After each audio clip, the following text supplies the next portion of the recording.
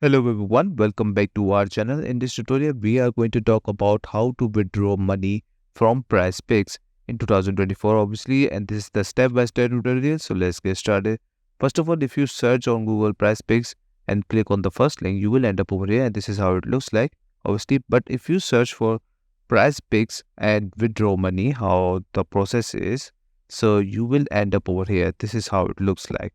So you can see if you scroll down, you will see the thing which we were looking for, which is called PrizePicks withdrawal process, right? So what it says that after you meet your playthrough requirement, you can request a minimum withdrawal of $10. To withdraw, make sure you are signed in, obviously.